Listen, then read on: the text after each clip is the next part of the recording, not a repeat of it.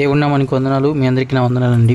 ప్రభు మనకి ఈరోజు ఇస్తున్న వాగ్దానం నిర్గమకాండము 14వ అధ్యాయము 14వ వచనం. యెహోవా మీ పక్షంన యుద్ధం చేయను. Praise lord. దేవుడు ఈరోజు మనతో మాట్లాడుతున్న మాటలు ఏంటంటే, మన పక్షంన యుద్ధం చేద్దామనుకుంటున్నాడు. ఏమి యుద్ధం చేద్దామనుకుంటున్నాడు, ఎలాంటి యుద్ధం చేద్దామనుకుంటున్నాడు, ఆ యుద్ధం వల్ల మనకు ప్రయోజనం ఏంటి అనే దాని గురించి మనం ఒక్కసారి దేవుడిని అడిగితే దేవుడు ఖచ్చితంగా చెప్తాడు. మనము మన జీవితంలో ఏదైతే పోరాటాలు పోరాడుతున్నామో, మన జీవితంలో ఏదైతే వేదన పరిస్థితుల గుండా వెళ్తున్నామో, ఏదైతే మన మైండ్లో మన కుటుంబంలో అసమాధాన పరిస్థితి గుండా మనం వెళ్తున్నామో, వాటిల్లో మనం యుద్ధం చేయడానికి, మన పక్షమున యుద్ధం చేయడానికి దేవుడు యుద్ధానికి సిద్ధమవుతాడు. అవునండి.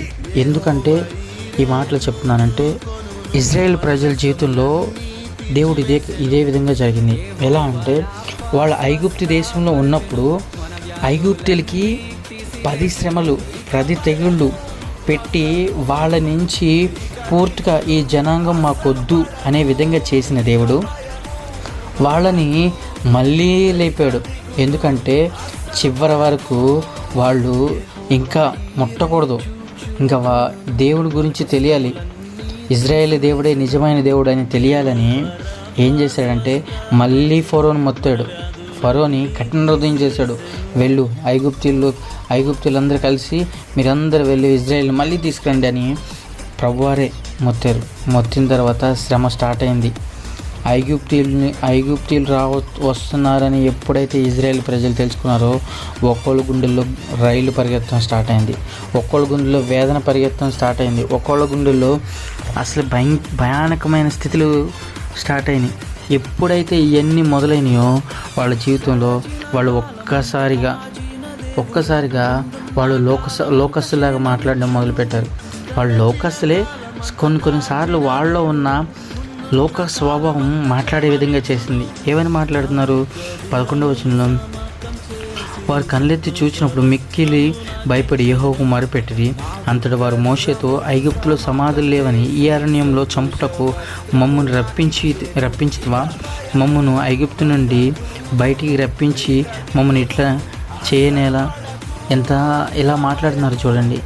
10 తెగుళ్ళ నుంచి కాచి కాపాడిన దేవుడు, ఐగుప్తీలకే చెమటలు పట్టించిన దేవుడు ఈ ఒక్క పరిస్థితి నుంచి కాచి కాపాడంటారా?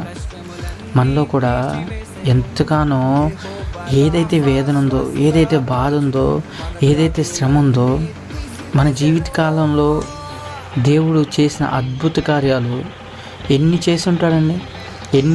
ఎన్ని ఆశ్చర్యకార్యాలు చేసి ఉంటాడు. కంటికి కనిపించకుండా, చెవులకు గోచరించకుండా ఎంత గొప్ప కార్యాలు చేసి ఉంటాడు. కానీ ఈరోజు ఏదో చిన్న సమస్య వచ్చిందనో, ఏదో చిన్న వేదన వచ్చిందనో, చిన్న బాధ వచ్చిందనో, ఏదో హృదయం అంతా ఏదో భారంగా ఉండి ఎక్కడో ఉంటున్నాం మనం. అలాంటి వారంగా కాకుండా ప్రభు ఈరోజు మనతో సెలవిస్తున్నాడు, యుద్ధము యెహోవాదే.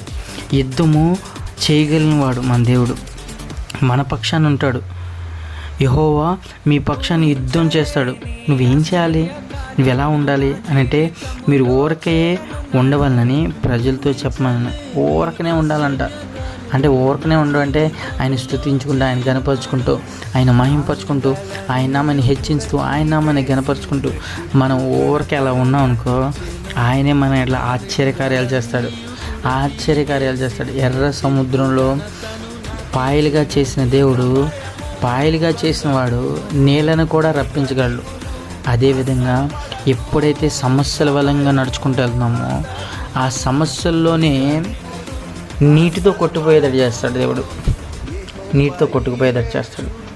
ఎందుకు ఈరోజు ఈ మాట చెప్తున్నా అంటే, ఈరోజు పునరుద్ధాన దినం రోజున దేవుని సన్నిధికి వెళ్తున్న మనం ఆయన సన్నిధిలో ఉన్న ఆనందాన్ని, ఆయన సన్నిధిలో ఉన్న మహిమని మనం పొందుకోవాలి. ఎందుకో తెలుసా? ఊరకనే నిలిచి ఉండాలి. ఎందుకంటే మన పక్షంన యుద్ధం చేయవాడు సమర్థుడైన దేవుడు, శక్తిమంతుడైన దేవుడు. ఆయన ఉన్నవాడు అనువాడు, అన్ని దగ్గర ఉన్నవాడు. మన పరిస్థితి తెలుసు, మన వేదన తెలుసు, మన బాధ తెలుసు, మన రోదన తెలుసు, మన సమస్య తెలుసు, మన కన్నీటి తెలుసు, మనం అంగలార్పణ తెలుసు. ప్రతిదీ ఆయన ఎరిగి ఉన్నాడు. ఎరిగి ఉన్నాడు కాబట్టి సమస్య నీ దగ్గరికి వచ్చేంతసేపు చూస్తాడు, ఓపిక ఉంటాడా నా బిడ్డ, నిలుస్తుందా నా బిడ్డ, నాతో ఇంకా స్టాండర్డ్గా ఉంటుందా, నాతో ఇంకా దగ్గరగా ఉంటుందా, ఇంకా ఉంటుందా అని ఎదురు చూస్తూ ఉంటాడు. కానీ టచ్ చేసే టైంకి వస్తే పాయలుగా చీల్చిన ఆ రహదారిని ఇమీడియట్గా మూసేస్తాడు. దెబ్బగా ఐగుప్తులు ఊపిరాడగా చచ్చిపోయారు. ఆ విధంగా మన దేవుడు చేయగల సమర్థుడు, శక్తిమంతుడు అండి. అటు దేవుడిని మనం ఆరాధిస్తున్నాం, అటు దేవుడిని ఘనపరుస్తున్నాం. ఈరోజు దేవుని సన్నిధికి వెళ్ళి నీ దేవుని యొక్క శక్తిని నువ్వు జ్ఞాపం చేసుకుంటావా? యేసయ్య నామంలో శక్తి ఉందయ్యా, యేసయ్య నామంలో జయం ఉందయ్యా అని అనుకొని నువ్వు ఈరోజు దేవుని సన్నిధికి వెళ్తున్నప్పుడు ఏదో డ్రమ్ముల వలన, ఏదో ఇంకా అక్కడున్న పరిస్థితుల వల్ల ఉజ్జీవించబడడం కాకుండా నీలోని అంతరంగ ఉజ్జీవాన్ని నువ్వు రేకెత్తించుకుంటూ, నువ్వు ప్రార్థన చేస్తూ, ఆయన నామాన్ని ఘనపరుస్తూ, ఆయన నామాన్ని స్తుతిస్తూ, ఆయన నామాన్ని హెచ్చిస్తూ ముందుకెళ్తావా? అటు వెళ్ళినట్లయితే దేవుడు మన జీవితంలో ఏదైతే ఐగుప్తీయుల జీవితంలో ఏ విధంగా అయితే యుద్ధం చేసడానికి సిద్ధంగా ఉన్నాడో, మన జీవితంలో వచ్చే సమస్యలు, కఠినమైన పరిస్థితులు గుండా యుద్ధం చేయడానికి మన దేవుడు సిద్ధంగా ఉంటాడు. అట్టి కృప దేవుడు మనందరికీ దయచేయను గాక. ఆమేన్. ప్రేమగల తండ్రి, ఘనమైన దేవా, కృపామయ, దయగలిగిన రాజా, రక్షక, నీకు వందనాలు, స్తోత్రాలు దేవా.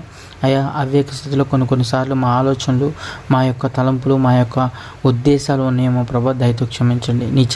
నీ చిత్తమైతే ఈరోజు ప్రభా నీ సన్నిధిలో మేము గడిపి నేను స్తుతించి మహింపరిచినప్పుడు ప్రభా, మాలో ఉన్న అసహనం, బలహీనత ఏదైనా ఉంటే ప్రభా, యేసు నామములో విడుదల చేయండి దేవా. నీకు వందనాలు, స్తోత్రాలే. అయ్యా, మమ్మల్ని లేవనెత్తి కృపలో మమ్మల్ని జ్ఞాపకం చేసుకుని ఘనత, మహిమ, ప్రభావాలు మీరు మాత్రం పొందుకుని యేసు పరిశుద్ధ నామమున వేడుకుంటున్నాను తండ్రి. ఆమేన్.